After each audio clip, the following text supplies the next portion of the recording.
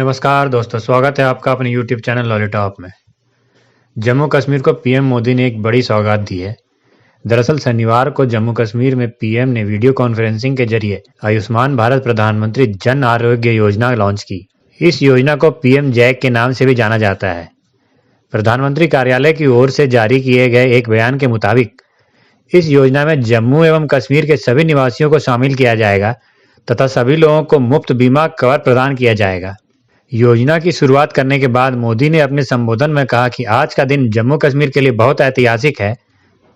उन्होंने कहा कि आज से जम्मू कश्मीर के सभी लोगों को आयुष्मान योजना का लाभ मिलने जा रहा है। इस अवसर पर केंद्रीय गृह मंत्री अमित शाह और जम्मू कश्मीर के उपराज्यपाल मनोज सिन्हा ने भी समारोह को संबोधित किया। पीएमओ के मुताबिक इस योजना के अंतर्गत जम्मू कश्मीर के सभी निवासियों को फ्लोटर बेसिस पर 5 लाख रुपए प्रति परिवार वित्तीय कवर उपलब्ध कराया जाएगा। आइए अब हम देखते हैं पीएम मोदी का पूरा वीडियो। नमस्कार जी। बताइए, लाल, अपना नाम वगैरह बताइए, परिचय बताइए। मेरा नाम रमेश लाल और मैं कैंसर पेशेंट हूँ और मेरा इलाज चल रहा है जम्मू में मेडिकल कॉलेज। और उधर डॉक्टर को दिखाया मैंने, तो डॉक्टर ने पूछा कोई आपके पास कार्ड बना हुआ है, गोल्डन कार्ड? तो मैंने बोला हाँ। उस कार्ड के थ्रू मेरा इलाज शुरू हुआ और वो उसके कार्ड के थ्रू इलाज हो रहा है मेरा, और मैं बहुत बहुत धन्यवाद करता हूँ। रमेश जी, क्या करते हैं आप? मैं ड्राइवर हूँ। ड्राइवर है? हाँ जी। अपनी खुद की गाड़ी है? नहीं, किसी की ड्राइवरी करता हूँ। अच्छा, तो ये कैंसर जब आपको हुआ, पता चला, तो पूरे घर में बहुत बड़ी चिंता हो गई होगी। आपको लगा हाँ। होगा अब क्या करेंगे। हाँ जी, बहुत बड़ी चिंता हो गई, बहुत परेशान हो गए कि कहाँ से इलाज कराना है। बहुत महंगा इलाज था, ये करा नहीं सकते थे हम लोग। अभी क्या स्थिति है, कितना खर्चा हो रहा है आपको? खर्चा तो अपने से थोड़ा कम ही हुआ है, लेकिन जो कार्ड नहीं होता तो नहीं करा पाते इलाज हम। वो कार्ड के थ्रू ही। कार्ड के आने के बाद अब कोई खर्चा नहीं हुआ? हाँ, नहीं होगा। यानी पूरा तरह किसी को 1 रुपया भी देना नहीं पड़ा है आपको? नहीं नहीं, कोई 1 रुपया नहीं देना पड़ा। और ट्रीटमेंट ठीक होती है? हाँ जी, बिल्कुल ठीक होता है। चलिए रमेश जी, बहुत जल्दी आप स्वस्थ हो जाइए और आपके परिवार को भी बहुत जल्दी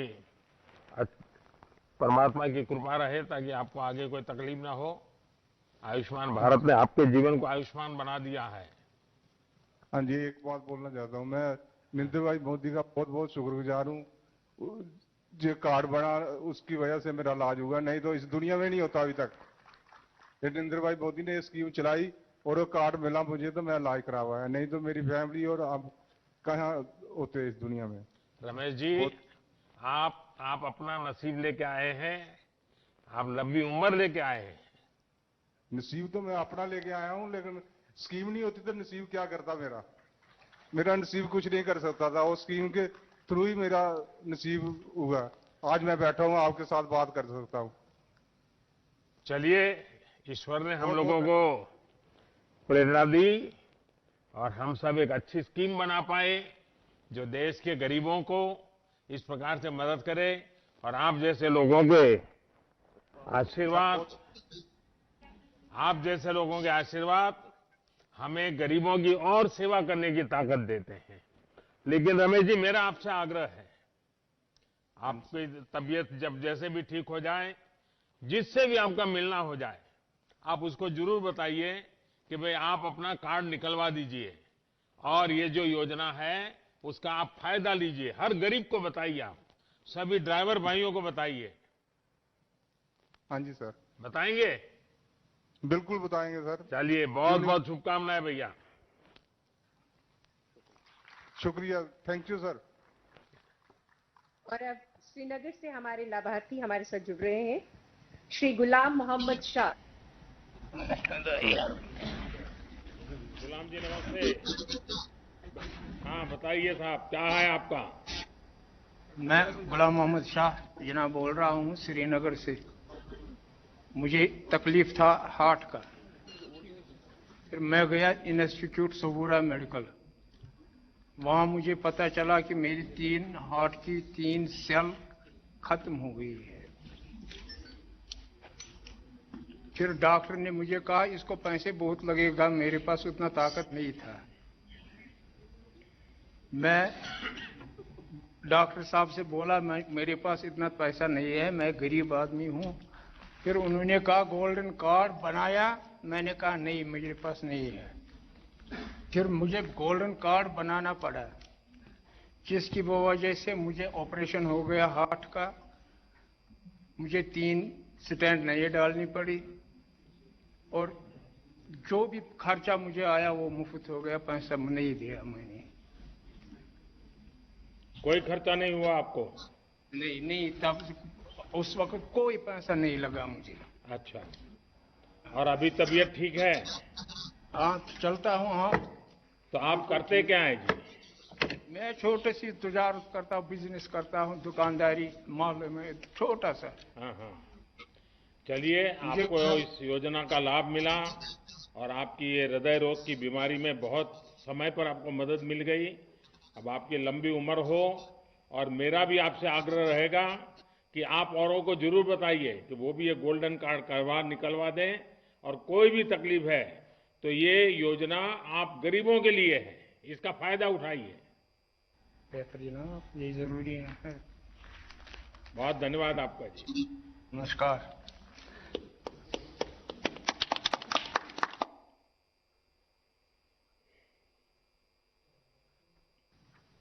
यहाँ उपस्थित गणमान्य व्यक्तियों को वीडियो कॉन्फ्रेंसिंग के माध्यम से संबोधित करेंगे प्रधानमंत्री श्री नरेंद्र मोदी जी।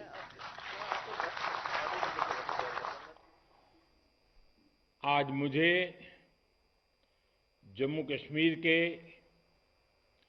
2 लाभार्थियों से आयुष्मान भारत योजना की विषय में उनके अनुभव सुनने का अवसर मिला। मेरे लिए सिर्फ आपके ये अनुभव नहीं है,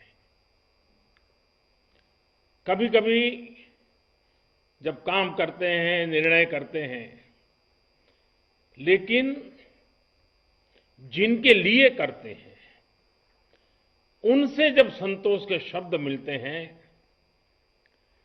तो शब्द मेरे लिए आशीर्वाद बन जाते हैं। मुझे गरीबों के लिए और ज्यादा काम करने के लिए, और मेहनत करने के लिए, और दौड़ने के लिए ये आपके आशीर्वाद बड़ी ताकत देते हैं। और इत्तेफाक से देखिए, दोनों भाई, जम्मू वाले सज्जन भी और श्रीनगर वाले, अपना छोटा कारोबार, कोई एक ड्राइविंग करता है, कोई, लेकिन मुसीबत के समय में ये योजना उनके जीवन में कितना बड़ा काम कर रही है। आपकी बातें सुनकर के मुझे बहुत अच्छा लगा। विकास की योजनाओं का लाभ आखिरी इंसान तक पहुंचे, गरीब से गरीब तक पहुंचे, जमीन के हर कोने पर पहुंचे, सभी तक पहुंचे, ये हमारी सरकार का कमिटमेंट है। आज इस समारोह में उपस्थित मेरे मंत्रिपरिषद के साथी, गृह मंत्री श्रीमान अमित शाह जी, स्वास्थ्य मंत्री भाई डॉक्टर हर्षवर्धन जी, पीएमओ में मेरे साथ राज्य मंत्री के रूप में काम कर रहे भाई जितेंद्र सिंह जी, जम्मू कश्मीर के लेफ्टिनेंट गवर्नर श्रीमान मनोज सिन्हा जी, संसद के मेरे अन्य सभी सहयोगी, जम्मू कश्मीर के जनप्रतिनिधिगण और मेरे जम्मू कश्मीर के प्यारे भाई और बहनों,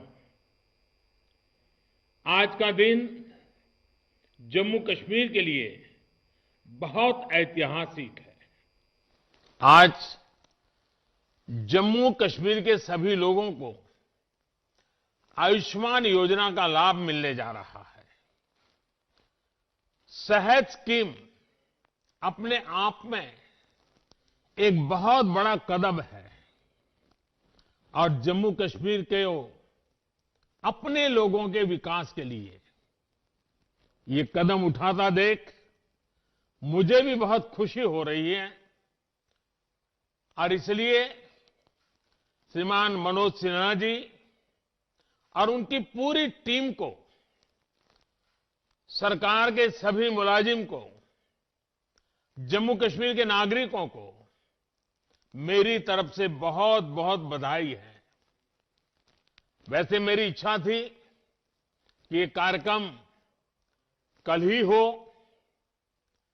अगर 25 तारीख को अटल जी के जन्मदिन पर हो पाता, लेकिन मेरी अपनी कुछ व्यस्तताओं के कारण मैं कल इसे नहीं कर पाया, इसलिए मुझे आज की डेट तय करनी पड़ी। अटल जी का जम्मू कश्मीर से एक विशेष स्नेह था। अटल जी इंसानियत, जमहूरियत और कश्मीरियत की बात को लेकर के हम सबको आगे के कामों के लिए लगातार दिशा निर्देश देते रहे हैं। इन्हीं 3 मंत्रों को लेकर के आज जम्मू कश्मीर इसी भावना को मजबूत करते हुए आगे बढ़ रहा है। साथियों, इस योजना के फायदों पर विस्तार से बात करने से पहले मुझे अवसर मिला है आपके बीच आने का, तो मैं कहना चाहूंगा, मैं जम्मू कश्मीर के लोगों को लोकतंत्र को मजबूत करने के लिए भी अनेक अनेक अनेक अनेक बधाइयां देता हूं। डिस्ट्रिक्ट डेवलपमेंट काउंसिल के चुनाव ने एक नया अध्याय लिखा है। मैं इन चुनावों के हर फेज में देख रहा था कि कैसे इतनी सर्दी के बावजूद, कोरोना के बावजूद नौजवान, बुजुर्ग, महिलाएं बूथ पर पहुंचे, घंटों तक कतार में खड़े रहे। जम्मू कश्मीर के हर वोटर के चेहरे पर मुझे विकास के लिए, डेवलपमेंट के लिए एक उम्मीद नजर आई, उमंग नजर आई। जम्मू कश्मीर के हर वोटर की आंखों में मैंने अतीत को पीछे छोड़ते हुए बेहतर भविष्य का विश्वास भी देखा। साथियों, इन चुनावों में जम्मू कश्मीर के लोगों ने लोकतंत्र की जड़ों को और मजबूत करने का काम किया है। और मैं ये भी कहना चाहूंगा कि जम्मू कश्मीर का प्रशासन, सुरक्षा बल, जिस प्रकार से उन्होंने इस चुनाव का संचालन किया और सभी दलों की तरफ से ये चुनाव बहुत ही ट्रांसपेरेंट हुए, नेक नियत से हुए, ये जब मैं सुनता हूं तो मेरा इतना मुझे गर्व हो रहा है कि जम्मू कश्मीर से चुनाव निष्पक्ष होना, स्वतंत्र होना, ये बात जम्मू कश्मीर की तरफ से सुनता हूं तो लोकतंत्र की ताकत का हमें और विश्वास मजबूत हो जाता है। मैं प्रशासन को भी, सुरक्षा बलों को भी ढेर सारी बधाइयां देता हूं। आपने छोटा काम नहीं किया है, बहुत बड़ा काम किया है। आज मैं अगर रूबरू में होता तो सब प्रशासन के लोगों को जितनी तारीफ करता, शायद मेरे शब्द कम पड़ जाते। इतना बड़ा काम आपने किया है। आपने देश में एक नया विश्वास पैदा किया है और उसका पूरा क्रेडिट मनोज जी और उनके सरकार के, प्रशासन के सब लोगों को जाती है। भारत के लिए गौरव का पल है। साथियों, जम्मू कश्मीर में ये त्रिस्तरीय पंचायत व्यवस्था एक प्रकार से महात्मा गांधी का ग्राम स्वराज का सपना, एक प्रकार से चुनाव गांधी के ग्राम स्वराज का सपना जीता है। और देश में जो पंचायती राज व्यवस्था है, उसने आज जम्मू कश्मीर की धरती पर पूर्णता को प्राप्त किया है। ये नए दशक में, नए युग के नए नेतृत्व का आरंभ है। बीते वर्षों में हमने जम्मू कश्मीर में ग्रास रूट डेमोक्रेसी को, जमीनी स्तर पर लोकतांत्रिक संस्थाओं को मजबूत करने के लिए दिन रात प्रयास किया है। और जम्मू कश्मीर के भाइयों बहनों को पता होगा एक समय था हम लोग जम्मू कश्मीर की सरकार का हिस्सा थे। हमारे उप मुख्यमंत्री थे, हमारे मंत्री थे, लेकिन हमने उस सत्ता सुख को छोड़ दिया था। हम सरकार से बाहर आ गए थे। किस मुद्दे पर आए थे आपको मालूम है ना? हमारा मुद्दा यही था, पंचायतों के चुनाव कराओ, जम्मू कश्मीर के गांव-गांव के नागरिकों को उनका हक दो, उनको उनके गांव का फैसला करने की ताकत दो। इस मुद्दे पर हम सरकार छोड़ करके आपके साथ रास्ते पर आके खड़े हो गए थे। और आज मुझे खुशी है कि ब्लॉक स्तर पर, पंचायत स्तर पर या फिर जिला स्तर पर आपने जिन लोगों को चुना है, उनमें से ज्यादातर आपके बीच ही रहती है। वो आपके बीच से ही निकलकर चुनाव जीते हैं। उन्होंने भी वो ही परेशानियां उठाई हैं जो आपने उठाई है।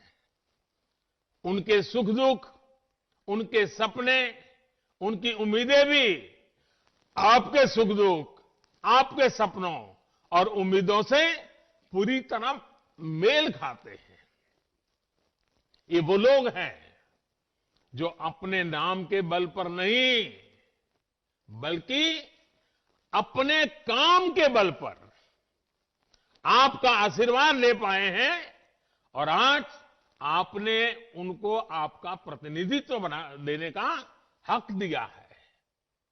आज आपने जिन युवाओं को चुना है, वो आपके साथ काम करेंगे, आपके लिए काम करेंगे। और जो लोग चुन करके आए हैं, मैं उनका भी बहुत बहुत अभिनंदन करता हूं। और जो इस बार विजयी नहीं हो पाए हैं, उनको भी मैं कहूंगा कि आप निराश मत होना। जनता की सेवा लगातार करते रहना। आज नहीं तो कल आपके नसीब में भी विजय आ सकता है।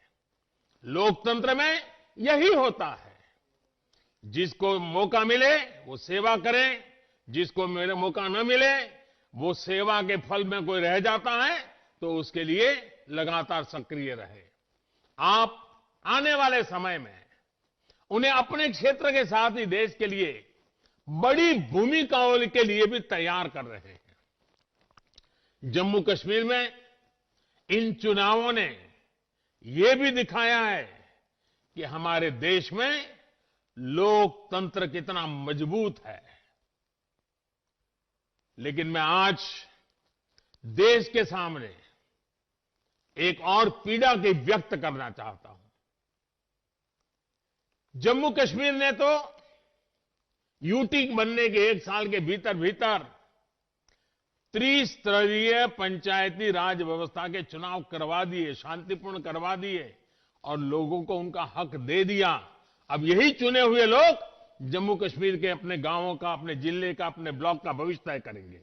लेकिन दिल्ली में कुछ लोग सुबह शाम आए दिन मोदी को कोसते रहते हैं, टोकते रहते हैं, अपशब्दों का प्रयोग करते हैं और आए दिन मुझे लोकतंत्र सिखाने के लिए रोज नए नए पाठ बताते रहते हैं।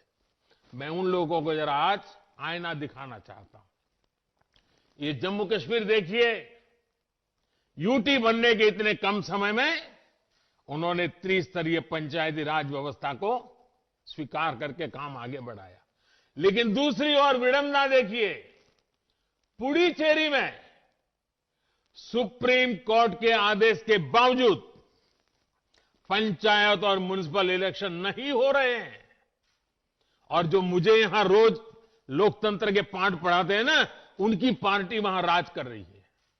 आप हैरान होंगे, सुप्रीम कोर्ट ने 2018 में यह आदेश दिया था, लेकिन वहां जो सरकार है जिसका लोकतंत्र पे जरती पर भरोसा नहीं है, इस मामले को लगातार टाल रही है। साथियों, पुडुचेरी में दशकों के इंतजार के बाद साल 2006 में लोकल बॉडी पॉल्स चुनाव हुए थे। इस चुनाव में जो चुने गए उनका कार्यकाल 2011 में ही खत्म हो चुका है। कुछ राजनीतिक दलों की कथनी और करनी में कितना बड़ा फर्क है, लोकतंत्र के प्रति वो कितना गंभीर है, इस बात से भी पता चलता है। इतने साल हो गए, पुडुचेरी में पंचायत वगैरह चुनाव नहीं होने दिए जा रहे हैं।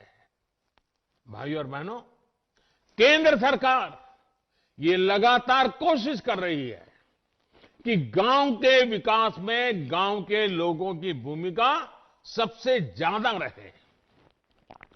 प्लानिंग से लेकर अमल और देखरेख तक पंचायती राज से जुड़े संस्थानों को ज्यादा ताकत दी जा रही है।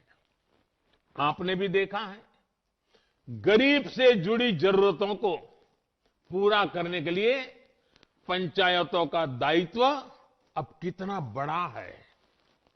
इसका लाभ जम्मू कश्मीर में देखने को भी मिल रहा है। जम्मू कश्मीर के गांव-गांव में बिजली पहुंची है। यहां के गांव आज खुले में शौच से मुक्त हो चुके हैं। गांव-गांव तक सड़क पहुंचाने के लिए मनोज जी के नेतृत्व में पूरा प्रशासन कठिनाइयों के बीच भी बहुत तेजी से काम पर लगा हुआ है। हर घर जल पहुंचाने का मिशन जम्मू कश्मीर में तेजी से आगे बढ़ रहा है। अगले 2-3 साल में राज्य के हर घर तक पाइप से पानी पहुंच जाए, इसके लिए प्रयास किए जा रहे हैं। जम्मू कश्मीर में लोकल गवर्नेंस का मजबूत होना डेवलपमेंट के कामों में ये बहुत बड़ी तेजी लाएगा।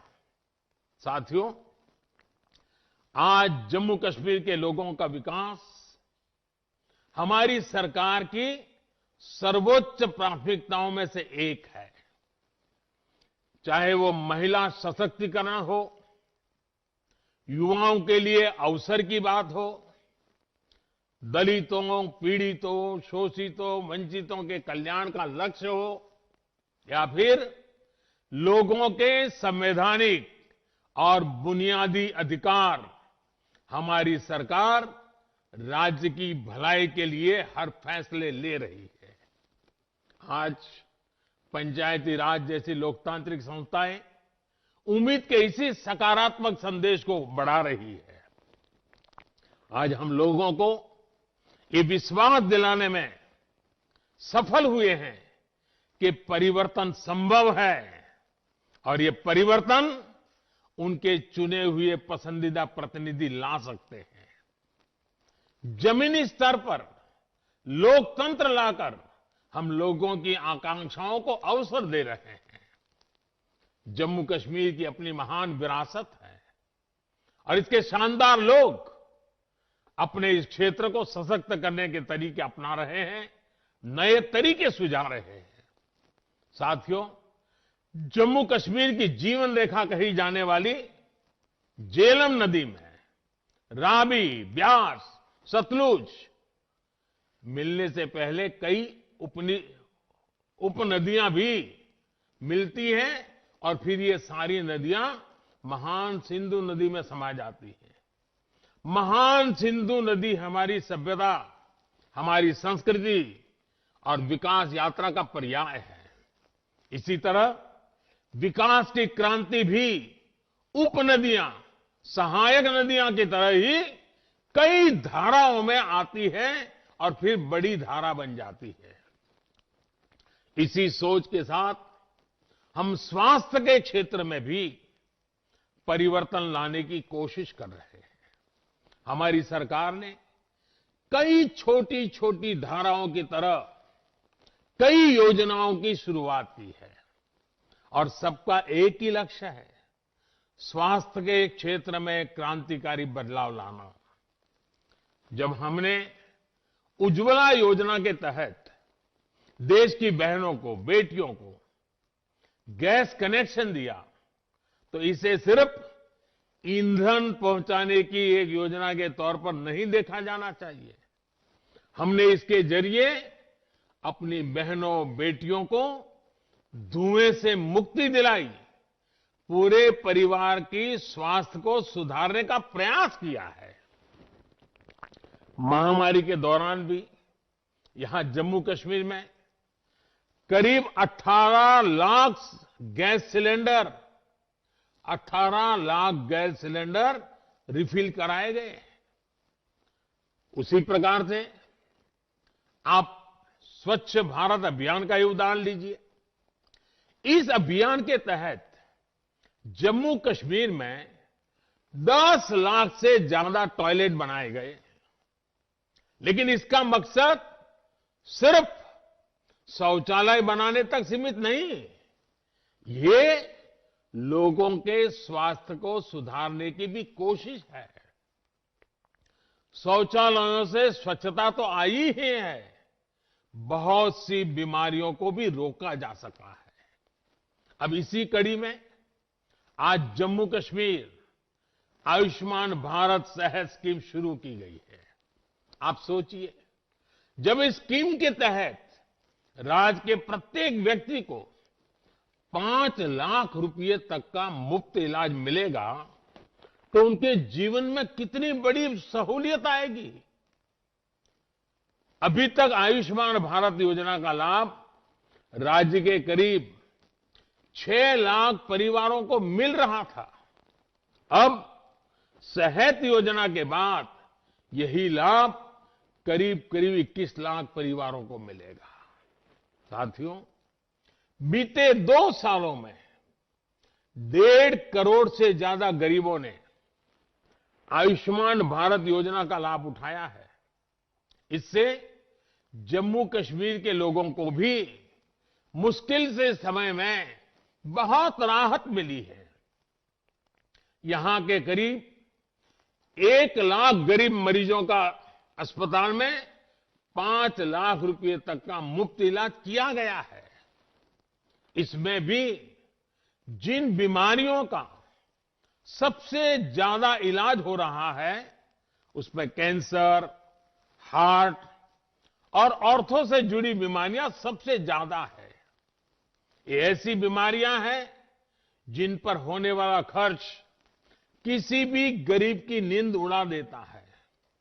और हमने तो देखा है कि कोई गरीब परिवार मेहनत करके थोड़ा ऊपर आए और मध्यम वर्ग की ओर आगे बढ़े, और अगर परिवार में कोई एक बीमारी आ जाए तो फिर वो गरीबी के चक्कर में वापस फंस जाता है।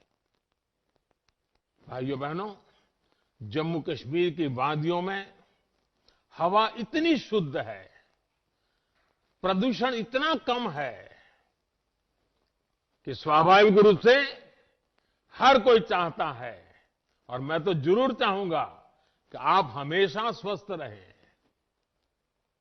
हां, अब मुझे ये तसल्ली है कि बीमारी की स्थिति में आयुष्मान भारत सेहत स्कीम आपकी एक साथी बनकर मौजूद रहेगी।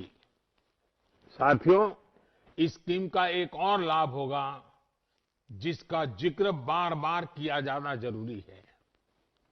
आपका इलाज सिर्फ जम्मू कश्मीर के सरकारी और प्राइवेट अस्पतालों तक सीमित नहीं रहेगा, बल्कि देश में इस योजना के तहत जो हजारों अस्पताल जुड़े हैं वहां भी ये सुविधा आपको मिल पाएगी। आप मान लीजिए मुंबई गए हैं और अचानक जरूरत पड़ी तो ये कार्ड मुंबई में भी आपके काम आएगा। आप चेन्नई गए तो वहां भी काम आएगा, वहां के अस्पताल भी मुफ्त में आपकी सेवा करेगी। आप कोलकाता गए हैं तो वहां मुश्किल होगा, क्योंकि वहां की सरकार आयुष्मान योजना से नहीं जुड़ी है। कुछ लोग होते हैं, क्या करें। देश भर में ऐसे 24,000 से ज्यादा अस्पताल इस वक्त है जहां सेहत स्कीम के तहत आप इलाज करा पाएंगे।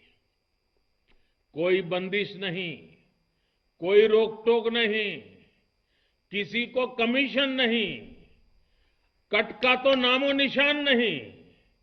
कोई सिफारिश नहीं, कोई भ्रष्टाचार नहीं।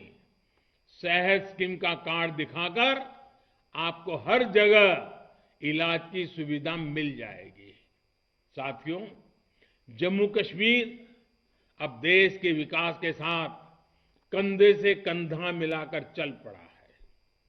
कोरोना को लेकर भी जिस तरह राज्य में काम हुआ है वो प्रशंसनीय है। मुझे बताया गया है कि 3,000 से ज्यादा डॉक्टर, 14,000 से ज्यादा पैरामेडिकल स्टाफ, आशा कार्यकर्ता दिन रात जुटे रहे और अब भी जुटे हुए हैं। आपने बहुत ही कम समय में राज्य के अस्पतालों को कोरोना से लड़ने के लिए भी तैयार किया। ऐसे ही इंतजाम के कारण कोरोना के ज्यादा से ज्यादा मरीजों को बचाने में हम कामयाब रहे हैं। भाई और बहनों, जम्मू कश्मीर में हेल्थ सेक्टर पर आज जितना ध्यान दिया जा रहा है उतना पहले कभी नहीं दिया गया। आयुष्मान भारत योजना के तहत राज्य में 1100 से ज्यादा हेल्थ एंड वेलनेस सेंटर बनाने का लक्ष्य है। इसमें से 800 से ज्यादा पर काम पूरा हो चुका है। जन औषधि केंद्रों पर बहुत ही कम दामों में मिल रही दवाइयां और मुफ्त डायलिसिस की सुविधा ने भी हजारों लोगों को लाभ पहुंचाया है। जम्मू और श्रीनगर डिवीजन में दोनों जगह 2 कैंसर इंस्टीट्यूट भी बनाए जा रहे हैं। 2 एम्स का काम भी तेजी से चल रहा है। नौजवानों को मेडिकल और पैरामेडिकल एजुकेशन के लिए जम्मू कश्मीर में ही ज्यादा से ज्यादा मौके मिले, इसके लिए भी काम हो रहा है। जम्मू कश्मीर में 7 नए मेडिकल कॉलेज को मंजूरी मिल चुकी है। इसमें एमबीबीएस की सीटें 2 गुनी से भी ज्यादा होने वाली है। इसके अलावा जिन 15 नए नर्सिंग कॉलेज को मंजूरी दी गई है उनसे युवाओं के लिए नए अवसर बनेंगे। इसके अलावा जम्मू में आईआईटी और आईआईएम की स्थापना भी यहां के नौजवानों को हायर एजुकेशन के बेहतर मौके उपलब्ध कराएगी। राज्य में स्पोर्ट्स फैसिलिटी बढ़ाने के लिए जो परियोजनाएं शुरू हुई है वो यहां के टैलेंट को स्पोर्ट्स की दुनिया में छा जाने में मदद करेगी। भाइयों और बहनों, हेल्थ के साथ ही दूसरे इंफ्रास्ट्रक्चर में भी नए जम्मू कश्मीर के कदम तेजी से आगे बढ़ रहे हैं। पिछले 2-3 साल में इसको लेकर कैसे तेजी आई है, इसका एक बेहतरीन उदाहरण हाइड्रो पावर है। 7 दशकों में जम्मू कश्मीर में 3,500 मेगावाट बिजली की कैपेसिटी तैयार हुई थी। बीते 2-3 साल में ही इसमें 3,000 मेगावाट कैपेसिटी हमने और जोड़ दी है। प्राइम मिनिस्टर्स डेवलपमेंट पैकेज के तहत चल रहे प्रोजेक्ट्स भी अब काम बहुत तेजी से हो रहा है। खास तौर पर कनेक्टिविटी से जुड़े प्रोजेक्ट से राज्य की तस्वीर और तकदीर दोनों बदलने वाली है। मैंने चिनाब पर बन रहे बेहतरीन रेलवे ब्रिज की तस्वीरें देखी हैं और आजकल तो सोशल मीडिया में शायद हिंदुस्तान के हर किसी ने देखी होगी। उन तस्वीरों को देखकर किस नागरिक का माथा गर्व से ऊंचा नहीं होगा। रेलवे का पूरा जोर है कि अगले 2-3 साल में बेली रेलवे से कनेक्ट हो जाए। जम्मू और श्रीनगर में लाइट से रेल ट्रांजिट मेट्रो को लेकर भी बात आगे बढ़ रही है। बनिहाल टनल को भी अगले साल तक पूरा करने की कोशिश की जा रही है। जम्मू में जो सेमी रिंग रोड का काम चल रहा है उसे भी जल्द से जल्द पूरा करने में सरकार जुटी हुई है। साथियों, कनेक्टिविटी जब बेहतर होती है तो इससे टूरिज्म और इंडस्ट्री दोनों को बल मिलता है। टूरिज्म जम्मू की भी ताकत रहा है और कश्मीर की भी ताकत रहा है। कनेक्टिविटी की जिन योजनाओं पर सरकार काम कर रही है उसमें जम्मू को भी लाभ होगा और कश्मीर को भी लाभ होगा। कालीन से लेकर केसर तक, सेब से लेकर बासमती तक, एप्पल से लेकर के बासमती तक, जम्मू कश्मीर में क्या नहीं है। कोरोना की वजह से हुए लॉकडाउन के दौरान भी सरकार ने इस बात का ध्यान रखा कि यहां के एप्पल किसानों को दिक्कत कम से कम हो, बाजार में सही तरीके से समय पर माल पहुंचे। हमारी सरकार ने कुछ महीने पहले निर्णय भी लिया कि एप्पल की खरीद के लिए मार्केट इंटरवेंशन स्कीम को पिछले साल की तरह ही इस साल भी लागू रखा जाएगा। इसके तहत सरकार द्वारा एप्पल की खरीद नाफेड के माध्यम से और सीधे किसानों से की जा रही है। जो एप्पल खरीदा जा रहा है उसका भुगतान भी डायरेक्ट बेनिफिट ट्रांसफर के जरिए सीधे किसानों के बैंक खातों में किया जा रहा है। इस स्कीम के तहत 12 लाख मैट्रिक टन एप्पल खरीदा जा सका है और ये जम्मू कश्मीर के किसानों को एक प्रकार से बहुत बड़ी सुविधा हुई है। हमारी सरकार ने नाफेड को इस बात के लिए भी स्वीकृति दी है कि वो 2500 करोड़ रुपए की सरकारी गारंटी का उपयोग कर सके। एप्पल की खरीद के लिए आधुनिक मार्केटिंग प्लेटफॉर्म उपलब्ध कराने के लिए, ट्रांसपोर्टेशन की सुविधाएं बढ़ाने पर सरकार ने लगातार प्रगति की है। एप्पल की स्टोरेज के लिए सरकार जो सहायता कर रही है उसमें भी किसानों को बहुत लाभ हुआ है। यहां पर नए किसान उत्पादक संघ एफपीओ का निर्माण हो, अधिकतम बने, इसके लिए भी लगातार प्रशासन प्रयास कर रहा है।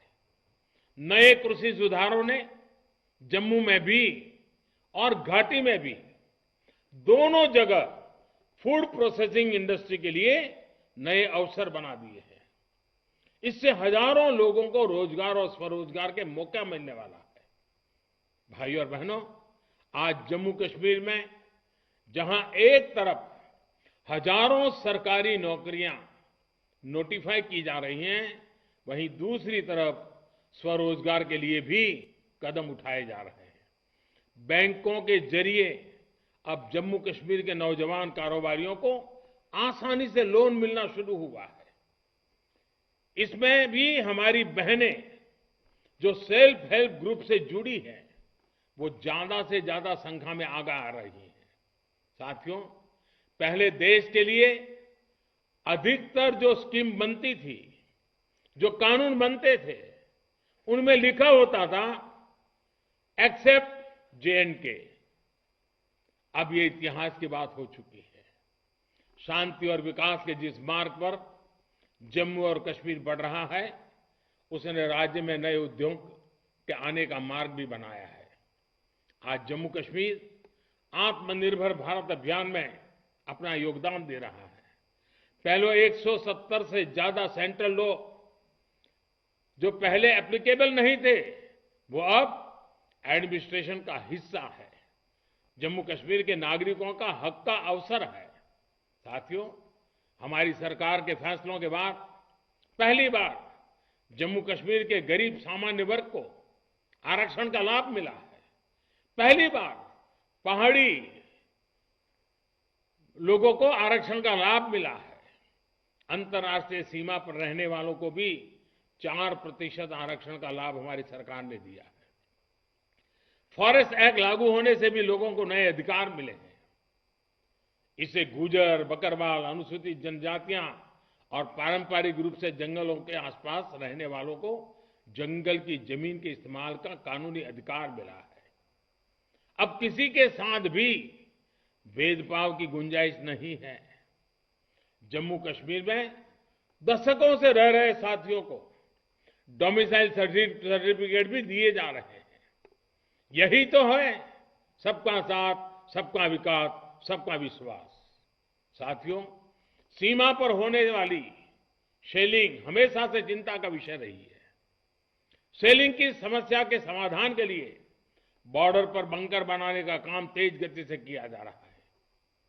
सांबा, पूंछ, जम्मू, कठुआ और राजौरी जैसे संवेदनशील जगहों पर बड़ी तादाद में न सिर्फ बंकर बनाए गए हैं, बल्कि नागरिकों के सुरक्षा के लिए सेना और सुरक्षा बलों को भी खुली छूट दी गई है।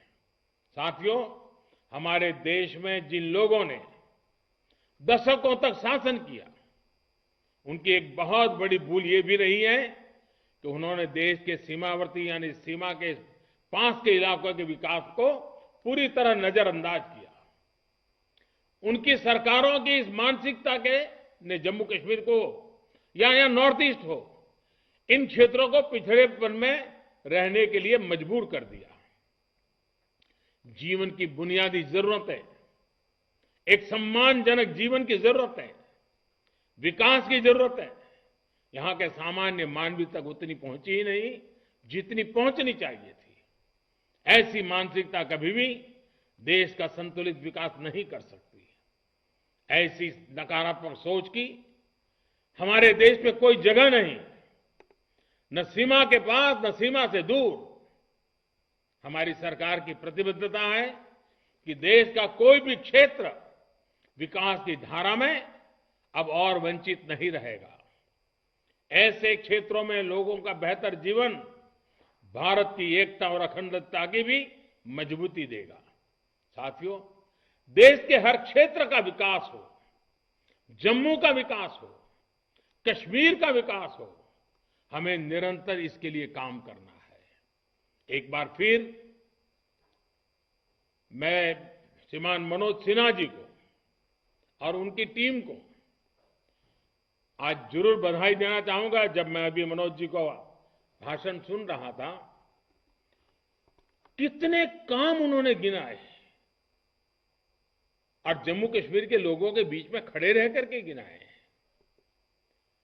जिस तेजी से काम हो रहे हैं, पूरे देश के अंदर एक नया विश्वास, नई आशा पैदा करेंगे और मुझे विश्वास है जम्मू कश्मीर के नागरिकों का कई दशकों का जो काम अधूरा रहा है, वो मनोज जी और वर्तमान की प्रशासन टीम के माध्यम से अवश्य पूरा होगा, समय से पहले पूरा होगा, ऐसा मेरा पूरा विश्वास है।